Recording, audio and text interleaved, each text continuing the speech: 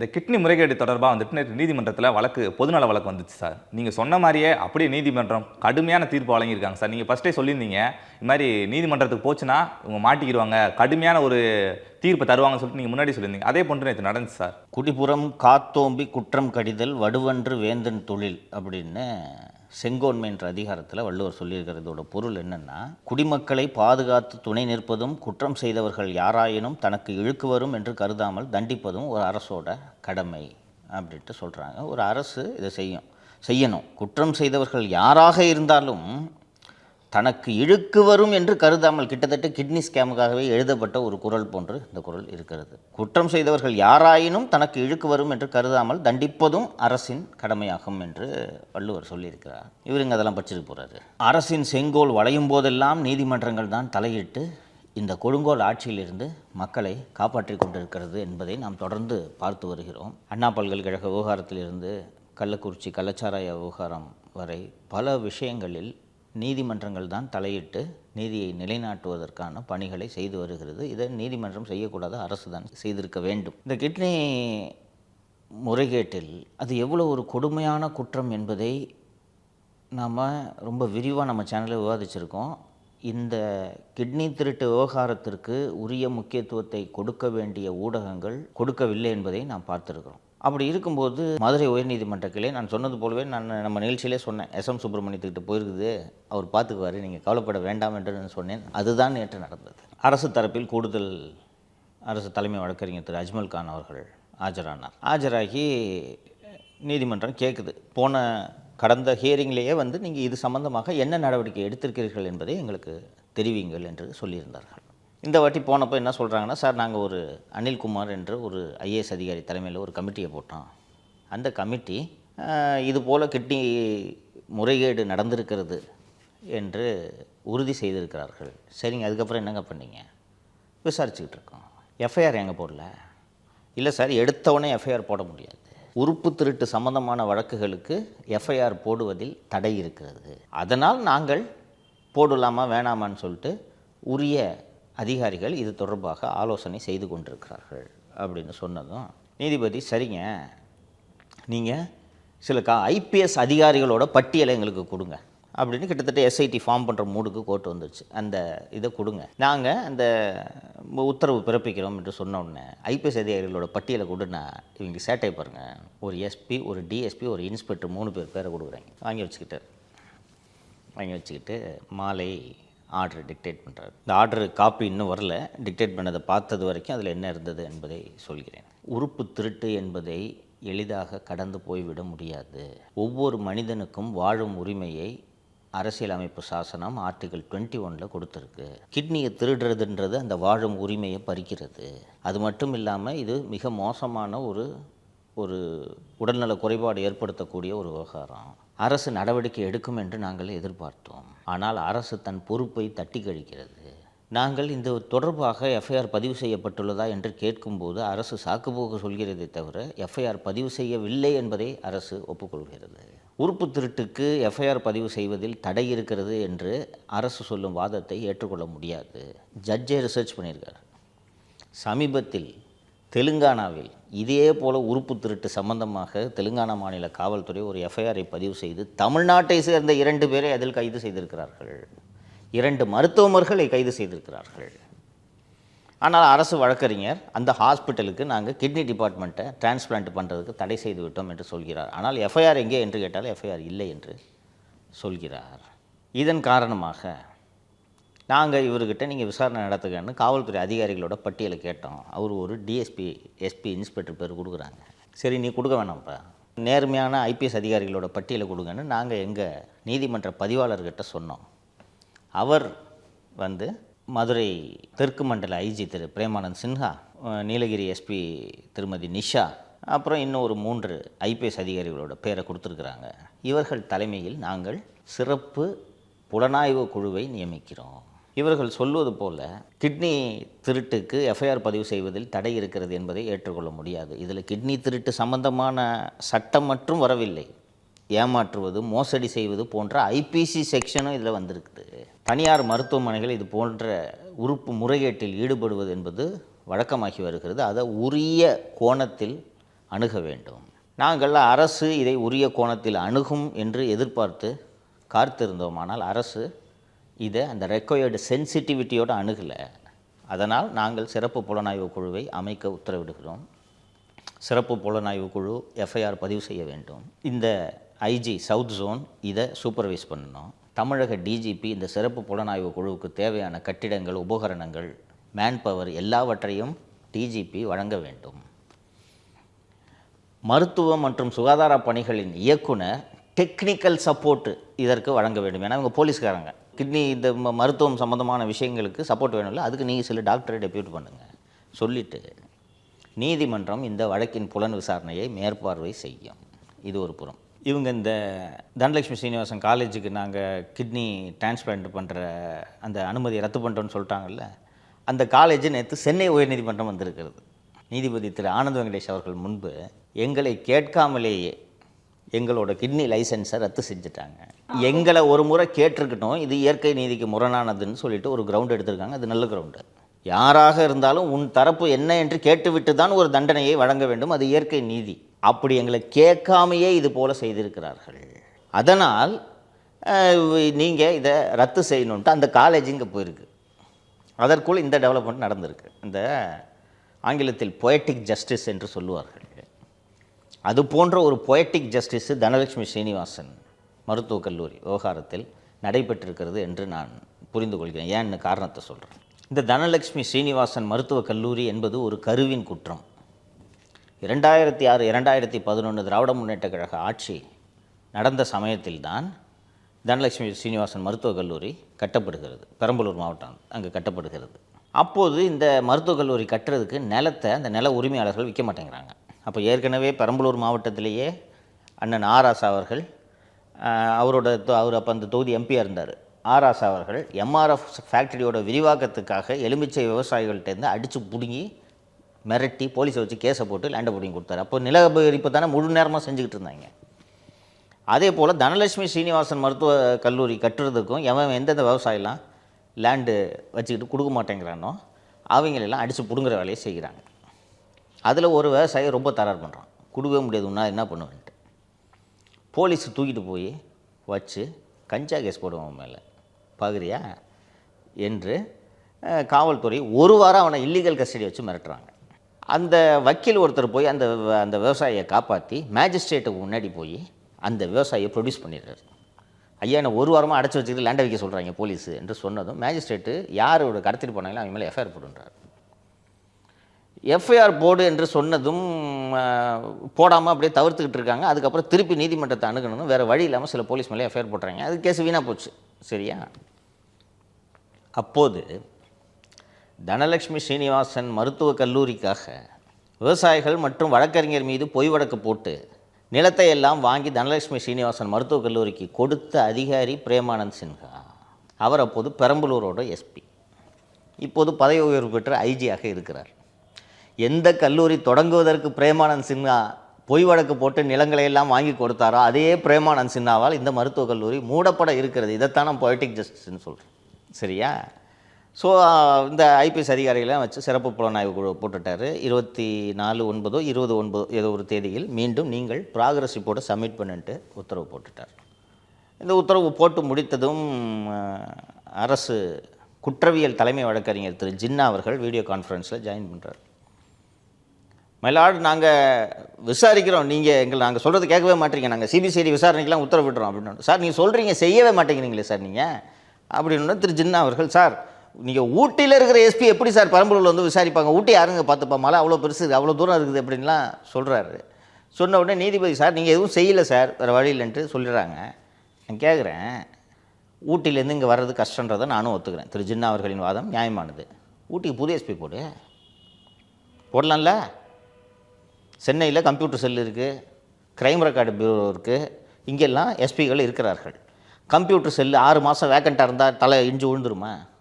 விடாது இல்லை. கம்ப்யூட்டர் செல்லில் இருக்க எஸ்பி தூக்கி ஊட்டிக்கு போட்டுட்டு ஊட்டி எஸ்பியை ரிலீவ் பண்ணி இப்போ எஸ்ஐடியில் வேலை பாருங்கன்னா முடிஞ்சு போச்சு. உங்கள் நிஷா போயிட்டாங்கன்னா ஊட்டியை கலகலத்து போய்டுன்ற மாதிரி துடிக்கிறார் அரசு வழக்கறிஞர். இதற்கு முன்பு நீங்கள் இதை செய்திருக்க வேண்டுமா இல்லையா?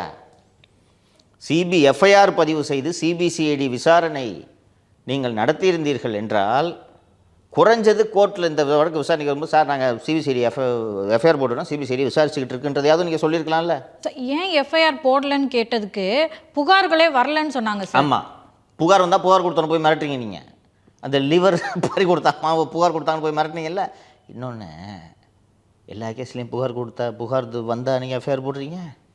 நம்ம சேனல் யூடியூப் மேலே 30 கேஸ் போட்டு வச்சுருக்கீங்களே. புகார் கொடுத்த அத்தனை பேரும் போலீஸ்காரங்க, கான்ஸ்டபிள், சப் இன்ஸ்பெக்டரு, இன்ஸ்பெக்டரு மாற்றி மாற்றி இவங்களே புகார் கொடுத்துக்கிறது.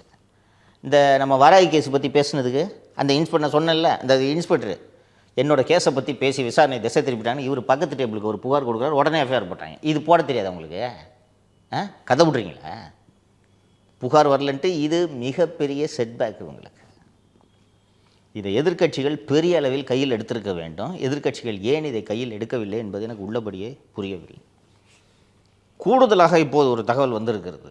இந்த தனலட்சுமி சீனிவாசன் குழுமத்தை திமுக அரசு ஏன் காப்பாற்றுகிறது என்றால், அவர்களும் கிட்னி திருடுகிறார்கள் என்று பொருள் அல்ல. ஆனால் அந்த கல்லூரி இவர்களோட மணி லாண்டரிங்க்கு பெரிய அளவில் உதவுகிறது. எப்படி உதவுகிறது என்று கேட்டால், நீங்கள் ஒரு மலேசியாவில் அல்லது வேறு ஒரு 3ஆம் உலக நாடுகள், ஏதாவது பங்களாதேஷ்னு வச்சுக்கோமே, பங்களாதேஷில் இருக்கக்கூடிய நீங்கள் ஒரு நோயாளி, நீங்கள் கிட்னி டிரான்ஸ்பிளான்ட் இல்லை வேறு ஒரு சிகிச்சைக்காக இங்கே தனலட்சுமி சீனிவாசன் மருத்துவக் கல்லூரிக்கு சிகிச்சை பெறுகிறீர்கள். உங்கள் சிகிச்சையோட மொத்த செலவு 3 லட்சம். 95 லட்சம் செலவாச்சுன்ட்டு கணக்கு எழுதுவாங்க. நீங்களும் அதை கொடுப்பீங்க. 3 லட்சம் செலவானதுக்கு எப்படி 95 லட்சம் கொடுப்பீங்க? கொடுக்க மாட்டாங்க இல்லையா? அந்த 95 லட்சத்தை நானே கொடுத்தா புரியுது நான் சொல்கிறது? அவளா மூலமாக இவர்கள் டாஸ்மாக்கு மணல் எல்லாவற்றிலும் அடிக்கும் கொள்ளை போனால் அவளா மூலமாக பல்வேறு இடங்களுக்கு போகிறதா? இப்போ இது எப்படி அக்கௌண்ட்டு கொண்டு வருவீங்க பேங்க்குக்கு? Medical tourism. ஒன்றுமே ட்ரீட்மெண்ட் வராமல் தெர்மோமீட்டர் வச்சு பார்த்துட்டு ஒரு 10 லட்ச ரூபா பில்லு போடலாமா? நீங்கள் ஃபாரின்லேருந்து கட்டலாமா? இங்கே தான் உங்கள் அக்கௌண்ட்டுக்கு எவ்வளோ பணம் வந்துச்சுன்ட்டு சந்தேகம் வரும். ஃபாரின்லேருந்து நீங்கள் வரும்போதே உங்கள் ஃபாரின்லேருந்து பணத்தை கட்டினீங்கன்னா, துபாயில் இப்போதும் 20 கோடி ரூபாய் கேஷ் எடுத்துகிட்டு போய் அப்படியே டெபாசிட் பண்ணலாம் பேங்க்கில். கேள்வியே கேட்க மாட்டாங்க. நீங்கள் துபாயில் ஒரு அக்கௌண்ட் வச்சுருந்து அந்த அக்கௌண்ட்லேருந்து ட்ரீட்மெண்ட்டுக்காக வந்தேன்ட்டு துபாய் அக்கௌண்ட்லேருந்து இங்கே ட்ரான்ஸ்ஃபர் பண்ணலாமா? தனலட்சுமி சீனிவாசன் மருத்துவமனையின் கணக்கில் பணம் குவிந்து கொண்டே இருக்குமா? அப்படி குவிந்து கொண்டே இருப்பதனால் தானே ஆண்டாளர் கல்லூரியை 150 கோடி கொடுத்து வாங்க முடிகிறது. இப்போது இவர்கள் எவ்வளவு முக்கியம் என்பது தெரிகிறதா? ஏன் எஃப்ஐஆர் போடாமல் இருந்தாங்க சொல்லுங்கள்? இந்த விசாரணையெல்லாம் வரும் அப்படின்றதுனால தான். அது மட்டும்தான் காரணமா? எஃப்ஐஆர் போட்டால் என்னாகும்? இடி உள்ள வருமா? டாமி உள்ளே வரும். எப்படி சார் இடி வரும்? ப்ரெடிகேட் அஃபென்ஸு செக்ஷன் 420 வரும்ல. எந்த ஷெட்யூல்டு அஃபென்ஸ்னு இருக்குது. இதெல்லாம் ஷெட்யூல்டு அஃபென்ஸு. அந்த ஷெட்யூல்டு அஃபென்ஸ் இருந்தால் ப்ரெடிகேட் அஃபென்ஸில் இடி உள்ளே வரலாம். எப்படி இருந்தாலும் இதில் 420 வருமா வராதா? வரும். சீட்டிங் வருமா வராதா? ஏன்னா கிட்னியை உருவிட்டு 3 லட்ச ரூபா கொடுத்துட்டு 80 லட்ச ரூபா நீ பேஷண்ட்டுக்கிட்ட வாங்கியிருக்கிறேன்னா இதில் 420 வரும் மோசடி. 420 இல்லாமல் எஃப்ஐஆர் போட முடியுமா? முடியாது. 420 ஷெட்யூல்டு அஃபென்ஸில் வருது இல்லை. ஹாஸ்பிட்டலில் புரட்டி போட மாட்டாங்களா? எப்படி வாங்கின நீ ரோல்ஸ் ராய்ஸ் கேடிலாக் எப்படி வாங்கின? ஜோ பைடன் ஓட்டுற அதே காரை நீ ஓட்டுறியா ராஸ்கல்? எங்கே வாங்கின? உலகத்தில் 1.5 கோடி ரூபாய் காருக்கு 2.5 கோடி வரி கட்டி வாங்கினா எவ்வளோ காசு கொழுப்படுத்திருக்கோம் யோசிச்சு பாருங்கள்.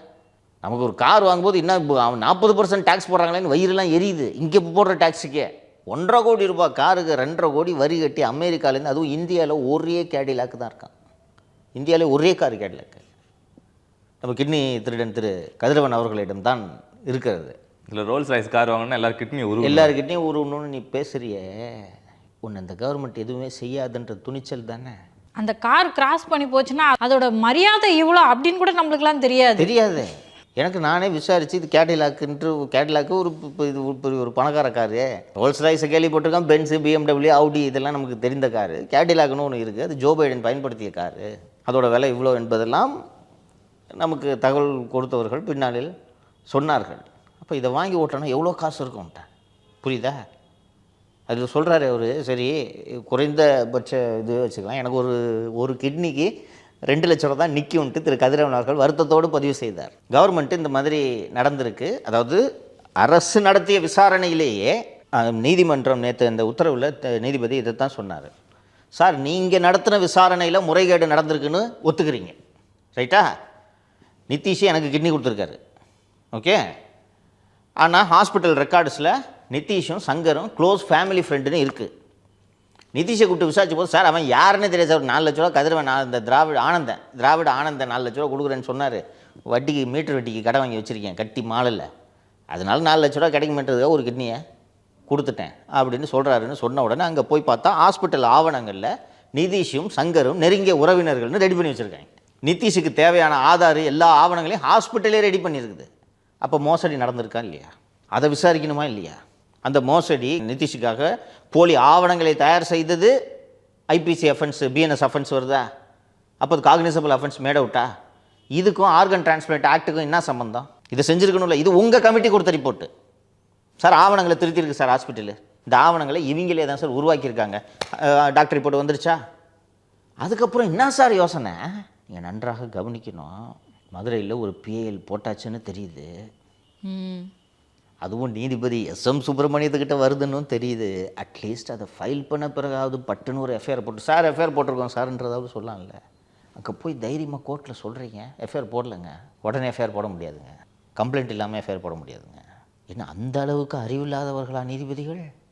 நாட்டில் என்ன நடக்கிறது என்பதை அவர்கள் பார்த்து கொண்டு இல்லையா? அவர்களும் மனிதர்கள் தானே. எவ்வளவு ஒரு மன வருத்தத்தோடு அந்த தீர்ப்பை டிக்டேட் பண்ணார் தெரியுமா? வாழும் உரிமையை பறிக்கிறது. கிட்னியை உருவனா வாழும் உரிமையை பறிக்கிறது தானே. போய் அன்றைக்கி ஹோட்டலில் சாப்பிட்டு வந்தியே, பல்லில் ஒரு கறி துண்டு மாட்டிக்கிச்சுன்னா நாக்கு தொலைவிக்கிட்டே இருக்காத? அப்போ நம்ம மனசுக்கு உடம்புல ஒரு கிட்னி இல்லைன்ற ஃபீலிங் இருக்குமா இருக்காதாப்பா? நீங்கள் ஒரு கிட்னியை உருவிட்டு 5 லட்ச ரூபா கொடுத்துட்டு அவனை உயிரோடு விடுறதுக்கு பதிலாக 2 கிட்னி எடுத்துகிட்டு வேறு இந்த ஆட்டுக்கிட்டு லிவரு எல்லாத்தையும் எடுத்துக்கிட்டு ஃபேமிலியில் இருக்கவனுக்கு ஒரு 20 லட்ச ரூபாய் கொடுத்து நீங்கள் அவனை கொண்டுலாம். கிட்னி இல்லாமல் வாழ்கிறது, அதுவும் இந்த மாதிரி ஏமாந்து வாழ்கிறதுன்றது கொடுமைப்பா. நாள் பூரா உறுத்திக்கிட்டு இருக்கும்ப்பா அது. நீ பணம் ஒரு 2000 ரூபாய் நீ போகும்போது நடந்து போகும்போது தொலைச்சிட்டேன்னா கூட ஒரு 2 நாளில் நீ மறந்துடுவ, சம்பாரிச்சிடலாம். கிட்னி அந்த அச்சை உறுத்திக்கிட்டே இருக்கும்ல. அவனோட கூற்றுப்படியே 250 கிட்னியை துண்டிருக்காயா? அதை விசாரிக்க கூடாதுன்றதுக்காக நீங்கள் நீதிமன்றத்தில் போய் வாதாடுறீங்கன்னா எவ்வளவு கொடூர கல்மனது படைத்தவர்கள். ஒரு ஹாஸ்பிட்டலோட லைசன்ஸை கேன்சல் பண்ணால் ஏன்பா அவன் மேலே இந்த மாதிரி குற்றச்சாட்டு இருக்குப்பா என்னப்பா சொல்கிறேன்னு கேட்டோம். அவன் என்ன விளக்கம் வேணாலும் சொல்லிட்டோம், உன்னது விளக்கம் ஏற்புடையதில்லை, நாங்கள் ரத்து செய்கிறோம், இதான் ப்ரொசீஜரு. ஆனால் அந்த ப்ரொசீஜரை ஃபாலோ பண்ணாமல் கேன்சல் பண்ணதோட நோக்கமே நான் பண்ணுறேன், நீ கொட்டு போய் வாங்கிக்க. நீதிபதி எஸ்எம் சுப்பிரமணியம் முன்பு இந்த ஸ்ரீனிவாசன் தனலட்சுமி ஸ்ரீனிவாசன் கல்லூரி தொடர்ந்து இந்த வழக்கு வந்தாலும் அவரும் ரத்து பண்ணுவார் அதை. ஏன்னா இயற்கை நீதிக்கு முரணானது. நான் தமிழக முதலமைச்சராக ஆசைப்படும் திரு விஜய் அவர்களை பார்த்து கேட்கிறேன், இது போன்ற விவகாரங்களை நீங்கள் கையில் எடுத்து பேச வேண்டும். பஞ்ச் டயலாக் பேசுகிறதுனால மக்களுக்கு உங்கள் மீது நம்பிக்கை வராது. நேற்று இப்படி ஒரு ப்ரொசீடிங்ஸ் நடந்திருக்கு, இன்றைக்கி நியூஸ் பேப்பரில் ரிப்போர்ட் ஆகிருக்குல்ல. நீதிமன்றத்தின் தீர்ப்பை வரவேற்கிறேன். மற்றதுலாம் அரிசியில் திருடுறாங்க, ரேஷனில் திருடுறாங்க, ரோடு போடுறதில் திருடுறாங்க, பரவாயில்ல. ஜனங்களோட கிட்னியை திருடுறாங்க, நீதிமன்றம் தலையிட்டிருக்குன்னு இதற்கெல்லாம் அவர்கள் அறிக்கை கொடுக்க வேண்டும். என்ன ஒரு தம்பியா பாருங்க, அண்ணனா பாருங்க, தாய் மாமனா பாருங்க அப்படின்றாரு. இதை நீங்கள் உண்மைன்னு எப்படி ப்ரூஃப் பண்ணுவீங்க? இந்த மாதிரி ஏழைகளுக்கு கேள்வி கேட்கும்போது தானே. தாய் மாமன் நான் பார்க்கணுன்னா தாய் மாமன் மருமகன் கிட்னியை உருவுனா சும்மா போகிறா? தாய் மாமன் துடிப்பார மாட்டாரா? உங்கள் அண்ணனா பாருங்கன்னா தம்பியோட கிட்னியை உருவுனா சும்மா இருப்பான் அண்ணன்? துடிக்க மாட்டான். அந்த துடிப்பு உங்களுக்கு இருக்கணும். இருந்தால் தான் நீ ஆள்றதுக்கு ஆசைப்படணும், இருந்தால் தான் எங்களுக்கு தலைவனாக ஆசைப்படணும். நான் எல்லா தலைவர்களையும் பார்த்து சொல்கிறேன். எடப்பாடி பழனிசாமி ரெகுலராக பேசிகிட்டு இருக்காரு, உண்மையிலே அவருக்கு பாராட்டுதல்களை தெரிவிக்கணும். போயிட்டு வரும்போது ஹாஸ்பிட்டல் போயிட்டு வந்தீங்கன்னா வெளில வரும்போது ஸ்கேன் பண்ணி பாருங்கள், எந்தெந்த பாட்டு இருக்குன்றது உங்களுக்கு தெரியாது. அவர் பேசிகிட்டு இருக்காரு, ஒரு சில ஊடகங்கள் எடுத்தோன்னா நாம் தொடர்ந்து பேசிக்கிட்டு இருக்கோம். சரியா? இதெல்லாம் பேசுனதுனால தான் நீதிமன்றத்தின் கவனத்திற்கு இது போகிறது, அதையும் நான் மறந்து விடக்கூடாது. ஓகேங்களா? அந்த அடிப்பு கொஞ்சம் யோசிச்சு பாருப்பா. மதுரை பெஞ்சில் பிஏஎல் ஃபைல் ஆகலை, நீதிபதி எஸ்எம் சுப்பிரமணியம் அங்கே இல்லை, என்னப்பா இருக்கும்? பெட்டிஷனை போட்டு இதையும் கேன்சல் பண்ணிவிட்டு சந்தோஷமாக வியாபாரத்தை பார்த்துக்கிட்டு இருப்போம். இப்போ இடி உள்ளே வந்துச்சுன்னா கடந்த அந்த மருத்துவமனை தொடங்கியதிலிருந்து தங்கிய வெளிநாட்டினர் செய்த சிகிச்சையெல்லாம் எடுப்பாங்க. என்னது இது, லேசாக ஒருத்தனுக்கு கையில் கட்டி வந்திருக்கு, அதுக்கு நீ 30 லட்ச ரூபா பில்லு போட்டிருக்க, என்ன ராஜா அது கேட்பாங்க. ஏன் சார் இப்போ தான் எஸ்ஐடி ஃபார்ம் பண்ணிட்டாங்க, எப்படி எஃப்ஐஆர் போடுவாங்க? அப்போ வந்துடும்ல சைடி எஃப்ஐஆர் போட்டால். அதைத்தான் ஏன் மகிழ்ச்சியோடு நான் சொல்லிக்கிட்டு இருக்கேன். ஓகே, அதுக்கு பயந்துக்கிட்டு தான் இவங்க எஃப்ஐஆர் போடாமல் இருந்தாங்கன்றேன். போட்டால் இடி வருன்றது அவங்களுக்கு தெரியும். இடி வந்துச்சுன்னா இவங்களோட மணி லாண்டரிங் மாட்டிக்கும்.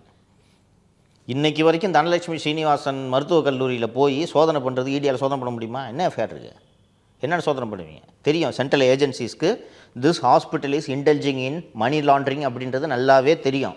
காஷ்மீரில் ஒரு விதமான மணி லாண்ட்ரிங் நடைபெற்று கொண்டிருந்தது. இப்போ எல்லாத்தையும் சுத்தமாக முடிச்சிட்டாங்க. ஒரு ஸ்டார் ஹோட்டல் இருக்குது காஷ்மீரில், ஒரு நாளைக்கு 20,000 ரூபாய் வாடகை.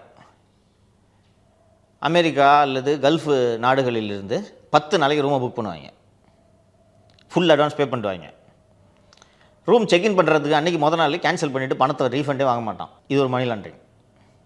அந்த ஹோட்டல்லாம் எப்போவுமே காலியாக தான் இருக்கும். ஸோ அங்கே தீவிரவாதத்திற்கு ஃபண்டு பண்ணுறதுக்கு இந்த வேலைகள் நடந்து கொண்டிருந்துச்சு. இதெல்லாம் இந்த கவர்மெண்ட்டு சொல்லி முடிச்சு விட்டாங்க.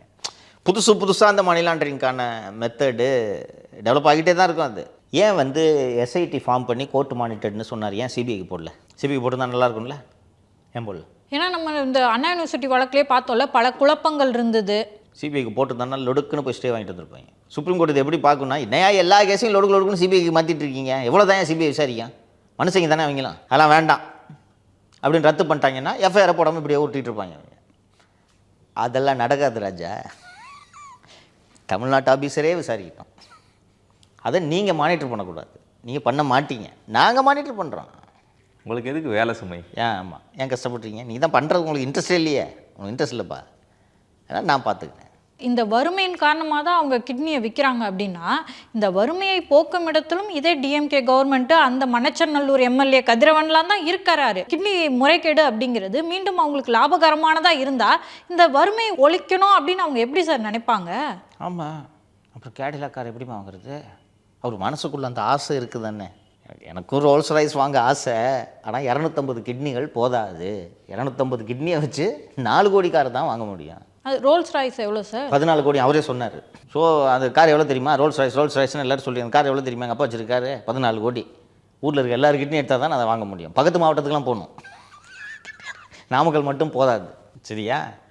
யோசிச்சு பாருங்கள், நீதிமன்றம் இல்லைன்னா என்ன ஆகும்? அதனால தான் அது அந்த இயற்கை வந்து தன்னை சமன்படுத்தி கொள்ளும். இப்படிலாம் அநியாயம் இப்படியே போய்விடாது. இப்படி கிட்னி திட்டிட்டு தப்பிச்சிடலான்னு நினைக்கிறீங்க, போய் தைரியமாக கோர்ட்டில் சொல்கிறீங்களே, எஃப்ஐஆர் போட முடியாதுன்னு. திரு ஜின்னா சொல்கிறாரு, அங்கே இருக்க எஸ்பி இங்கே வந்தாங்கன்னா அவங்களோட வேலை பாதிக்கப்படுமேன்னு சொல்கிறாரு. அப்போ இவ்வளோ பேரோட கிட்னி பாதிக்கப்பட்டிருக்கு, அதை பற்றி உங்களுக்கு கவலை இல்லை? அது முக்கியம் இல்லை, ஊட்டி மக்களோட நலன் தான் முக்கியம். நான் என்ன சொல்கிறேன், அது என்ன ரொம்ப நடக்க முடியாத காரியமா? ஊட்டி இன்னொரு எஸ்பியை போடியா, முடிஞ்சு போச்சியா, வதன்னு இருக்காங்கயா, வெட்டியா போடுங்க. எவ்வளோ எஸ்பிஸ் இருக்காங்க? கோயம்புத்தூர் எஸ்பி அடிஷனல் சார்ஜ் போடுங்க, அவர் பக்கத்தில் இருக்கிற போய் பார்த்துக்குவாரு. டிஜிபிக்கே நீங்கள் பொறுப்பு டிஜிபி போடுறீங்க. ஆமாம், ஒரு ஊட்டிக்கு ஒரு பொறுப்பு எஸ்பி போட முடியாது உங்களால்? இல்லைனா அங்கே இருக்க அடிஷனல் எஸ்பி இன்சார்ஜ் போட சொல்லுங்கள். அவ்வளோ கஷ்டமா? இதெல்லாம் ஒரு காரணம்னு வந்து சொல்கிறீங்க. சார் ஊட்டிலேருந்து அவங்க வர்றது கஷ்டம். அவர் என்ன அவ்வளோ விவரம் தெரியாதவரா நீதிபதி? யார்கிட்ட போய் சொல்கிறீங்க போகிறீங்களே நீங்கள்? சார் ஊட்டிலேருந்து வந்து விசாரிக்கணும் சார், கஷ்டம் சார். ஏச்சு போயிட்டார் சார். நீங்கள் ஒன்றுமே செய்யலையா சார்? நாங்கள் தான் ஆப்ஷன் கொடுத்தோம், நீங்கள் ஒன்றுமே செய்ய மாட்டேங்கிறீங்களே, போங்க சார் வாங்க போகலான்ட்டு கூட்டின்னு போயிட்டார் நீதிபதி அருள்முருகன். எனக்கு ரொம்ப இது மனசு உறுத்திட்டு இருந்துச்சு எனக்கு. ஏன்னா எனக்கு கிட்னி இல்லைன்னா நான் எப்படி ஃபீல் பண்ணுவேன்றதை உணர்ந்து நான் வருத்தப்படுறேன். நானாக விரும்பி, நான் சொன்னது பலமுறை நம்ம விவாதித்தது போல், நானாக விரும்பி என் வீட்டில் இருக்கவங்களுக்கு ஒரு கிட்னியை தருவது என்பது வேறு. அப்போ எனக்கு புரியும், நான் தான் கொடுத்தேன், ஏமாந்து கொடுக்கறது. என் கிட்னியை வச்சு 50 லட்ச ரூபா ஒருத்தன் சம்பாதிச்சிட்டான்னு தெரியும் போது, அன்றைக்கி படித்தேன்ல, சூசைட் பண்ணிக்கிட்டான் ஒருத்தன், கிட்னி கொடுத்து 5-6 வருஷம் கழித்து சூசைட் பண்ணிக்கிட்டான்றதெல்லாம் நான் இன்றைக்கி சொன்னேன்ல. நினச்சபடி திங்க முடியாதுப்பா, தெரியுமா? கிட்னி இது பண்ணிட்டுறது. இன்னொன்று, உடம்பு ஏன்பா 2 சிறுநீரகம் வேணும்னு வச்சுருக்குது இயற்கை. நீ அவ்வளோ திங்கிற, அவ்வளோ உப்பு, அவ்வளோ விஷயம் உள்ளே போகுது, அதெல்லாம் சுத்தம் பண்ணி ரத்தத்துக்கு அனுப்புறதுக்கு 2 கிட்னிக்கு வேலை இருக்குது. அப்போ அதில் 50% திறன் வந்து திடீர்னு போகும்போது அதற்கு ஏற்றாற் போல் நீ உணவு அருந்த வேண்டுமா இல்லவா? அப்போ அப்படி வாழ்ந்துட்டு இருக்கானே, ஒரு 4 லட்ச ரூபா கடனுக்காக அப்படி அவன் வாழ்ந்துட்டு இருக்கானே, அதை விசாரிக்கணும்னு உங்களுக்கு துளி கூட எண்ணம் இல்லைன்னா எவ்வளோ பெரிய கல்நெஞ்சக்காரர்கள் நீங்கள். கல்லீரல் வேற திருட்டு நடந்துச்சு, அதுக்கு நீதிமன்றம் போச்சுன்னா யாரு அந்த அம்மா வந்து கிட்னி எடுக்கிறதுக்கு கொடுக்கறதுக்கு தகுதி இல்லாத ஆளுன்னு தெரிஞ்சோன்னே, கிட்னி இல்லைன்னா என்ன, லிவரை கொடு, இது நீதிமன்றத்தை போச்சுன்னா முடிஞ்சு சார். வரும், அவர் மானிட்டர் பண்ணிட்டு இருக்காரு. அது ஒரு பிரேமானந்த் சின்ஹா நேர்மையான அதிகாரின்னு யாரை போய் விட்டு தப்ப சொல்லிட்டாங்க. அவரு தான் ஹாஸ்பிட்டல் உருவாகிறதுக்கே காரணமானவர். அவர் எதுவும் இதில் வேற மாதிரி எதுவும் பண்ண கோர்ட்டு மானிட்டர் பண்ணிட்டு இருக்கு. அவர் ஒன்றும் விவரம் இல்லாதவர்லாம் இல்லை, கோர்ட்டு மானிட்டர் பண்ணிட்டு இருக்கு. இன்னொன்று 5 ஐபிஎஸ் அதிகாரிகள் இருக்காங்க, எல்லாருமே ஐபிஎஸ் அதிகாரிகள். பிரேமானந்த் சின்ஹா அவங்கள சீனியர், அவர் சூப்பர்வைஸ் தான் பண்ணணும். ஒரிஜினல் ப்ரோபு கீழே இருக்க ஐபிஎஸ் ஆஃபீஸர் பண்ணுவாங்க. கீழே இருக்க ஐபிஎஸ் ஆஃபீஸருக்கு தனலட்சுமி ஸ்ரீனிவாசன் காலேஜை காப்பாற்றணுன்ட்டு என்ன இருக்குது? நாளைக்கு கோர்ட்டில் ரிப்போர்ட் போடும்போது ஒரு டிசென்ட் நோட்டு போட்டு அவங்க கோர்ட்டுக்கு தான் ரிப்போர்ட் பண்ணுறாங்க, வேறு அதிகாரிக்கு இல்லை. புரியுதா? ஐஜி வந்து சார் 2 கிட்னி மேட்டர் பார்க்க வேணான்னு சொல்லிட்டு ஐஜி சொன்னாருன்ட்டு அதே ரிப்போர்ட்டை போட்டு கோர்ட்டு சப்மிட் பண்ணிட்டாங்கன்னா ஐஜி கதி என்ன வருது? கோர்ட்டு 1 செகண்ட் ஆகாது, கோர்ட்டு பிரேமானந்தன் அதில் அக்யூஸ்டாக சேர் பண்ணால் முடிஞ்சு போச்சு. புரியுதா? இன்னொன்று அவ்வளோ முட்டாள் இல்லை, அவர் சைஸாக உருட்டுவார் பிரேமானந்தன், நல்ல ஒரு மாதிரி வேஷம் போட்டுக்கிட்டு உருட்டுவார் அவர். அதனால தான் ஏமாந்து கோர்ட்டு ஒரு பேரை சேர்த்துட்ருக்கு. அதனால் இதில் ரிஸ்க் எடுக்க மாட்டாங்க. கோர்ட் ஆர்டர் போட்டுருச்சு இல்லை, யோ காலேஜ் ஆரம்பிச்சதுக்கே காரணம் 2008 நீ காலேஜ் ஆரம்பிக்கிறதுக்கு நான் இவ்வளோ பொய் கேஸ் போட்டு உதவி பண்ணியிருக்கேன், அதை இத்தனை வருஷம் சம்பாரிச்சல போ அப்படின்ட்டு அவர் இதற்கு மேலே இதில் தலையிட்டு காப்பாற்றுவதற்கான வாய்ப்புகள் குறைவு. சார் நம்ம ஏற்கனவே பார்த்துருந்தோங்க சார், திருமதி பிரேமலதா விஜயகாந்தோட காலேஜை வந்து இவங்க வாங்கியிருந்தாங்க. போச்சு போச்சு மொத்தமாக போச்சு. அது என்ன சார் ஆகும்? அதான் போச்சு, பூமாதேவிக்குள்ளே போய்டும் அந்த டீலு. ஏற்கனவே 150 கோடி சொல்லி 50 கோடி கொடுத்துட்டு 100 கோடி எலெக்ஷனுக்கு பிறகு தரேன்னு பிடிச்சி வச்சுருந்தாங்க. இப்போ அவ்வளோதான் 100 கோடி போன்றவங்க. இப்போது அந்நியார் வேறு பக்கம் செல்ல வேண்டியது தான்.